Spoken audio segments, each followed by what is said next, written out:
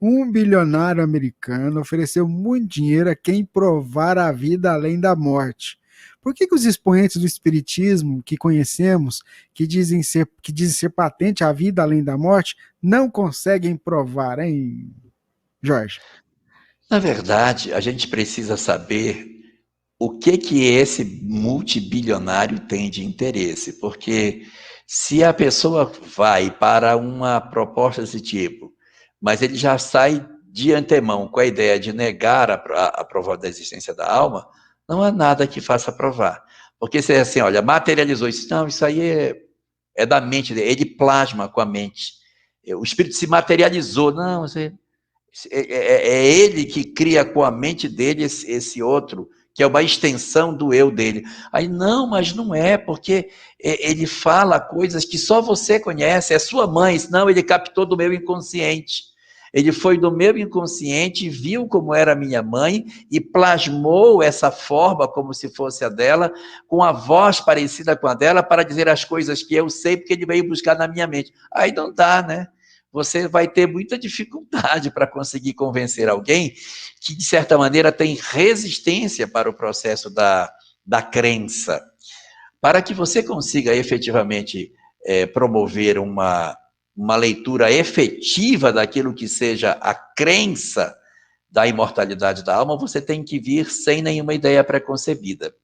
E aí eu chamaria aqui uma obra de Pedro Granja, intitulada Afinal, Quem Somos?, que ela tem uma primeira parte que é uma história das religiões e uma segunda parte dela que é uma análise dos fenômenos mediúnicos do século XIX. E nessa obra ele apresenta 82 pesquisadores,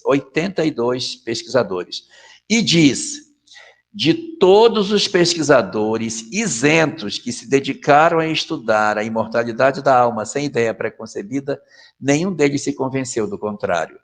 Então, se a gente está atrás de provas da imortalidade, é só pegar os escritos de William Crookes, de Arthur Conan Doyle, de Alexander Aksakov, de Gustave Gelley, de César Lombroso, de Ernesto Bozano, de tantos outros pesquisadores do século XIX. Eles vieram e deixaram as suas experiências, os seus relatos todos colocados. A gente não precisa esperar por novas informações para acreditar que a vida existe após a morte. Nós temos todos os elementos que a gente poderia precisar a partir das pesquisas que já foram feitas no século retrasado. Então, de repente, esse indivíduo que faz essa proposta, ele está muito mais interessado em resistir a um processo de crença do que efetivamente, de coração aberto, tentar entender o que está acontecendo. Aí ele vai ficar com todo o dinheiro para ele, porque tudo que você apresentar, ele vai sempre criar uma teoria para negar aquilo que está sendo dito.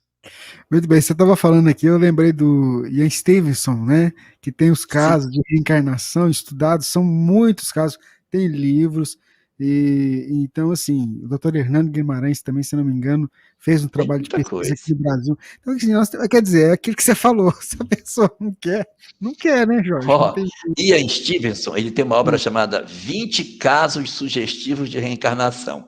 Ele pegou milhares de casos e aí ele foi filtrando, aí, não, esse aqui alguém pode dizer tal coisa. Não, esse aqui alguém pode dizer isso. E aí ele foi, ficou em 20. Esses aqui são irrefutáveis. E fez esse livro de 20 casos de reencarnação. E na introdução do livro ele diz o seguinte: eu não preciso de 20 casos para provar que a reencarnação existe, basta um. Se você tiver um, está provado.